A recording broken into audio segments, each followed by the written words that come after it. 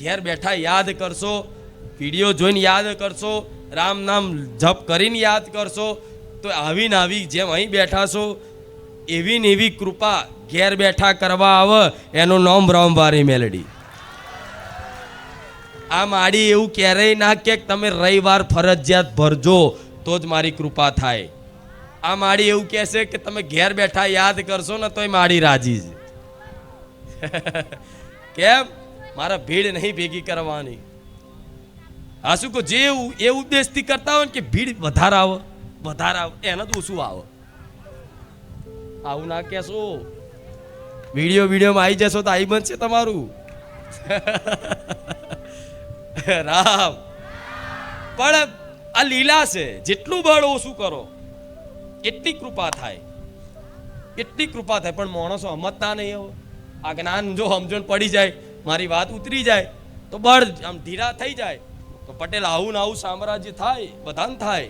ના નહીં, એક નાનો માણસ મહાન બની શકે, મોટો બની શકે, પણ એ પોતે નાનો બનવો જોઈએ. ત્યારે ભગવાન માતાજી એને મોટો બનાવે છે. પોતે જ આમ મોટા હોય, કોઈને પ્રણામ નહીં કરવાના, કોઈને ઝૂકવાનું નહીં કોઈની આગળ, તો એ ક્યારેય ભગવાન એને મોટો કરે.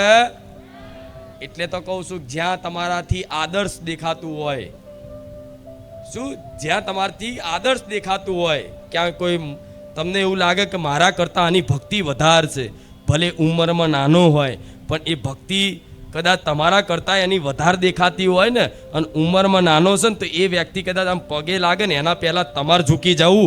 આ તમારા સંસ્કાર છે. પગે લગાડીને રાજી નહીં થવું.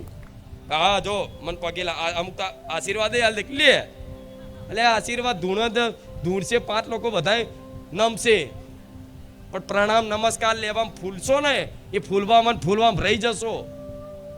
પછી 4 જણા પગે લાગશે અને 4માંથી 5મો હશે, 5મો ઊભો રહેશે ને તો એની પર ઈર્ષા થશે કે આ 4 પગે લાગે, આ કેમ ના લાગ્યો. આ બહુ સૂક્ષ્મ વાત છે ખુખાર મેલડીની. આજે ધૂણવા વાળા છે ને, નવા બધા ચાલુ થયા છે, ટ્રેનિંગ લેશે, એને કહીશ 10 લોકો પગે લાગવા વાળા હશે, 3 લોકો નહીં લાગે ને કુટુંબમાં, એટલે 3 ઉપર ઈર્ષા થશે કે આ કેમ મને પગે નહીં લાગતો. તેને પગે લગાડવાનો પ્રયાસ કરશો, કારણ આવશો ધૂણીને બોલશો કામ કરી નાખીશ, તેમ કદે જૂઠું પડશે, આબરૂ માતાની તમારી બેની જશે. એટલે ખાલી ધૂણવાનું, પોતાની માતાના જો તો બેહાડી ખમા મજા કહેવાની. કોઈ 17 વખત હું તો આખો તો પસડાય ને ઊંચો થઈને તો એમ કહી દે ભાઈ મને મારી માં મને જો કે તો જ હું બેહું.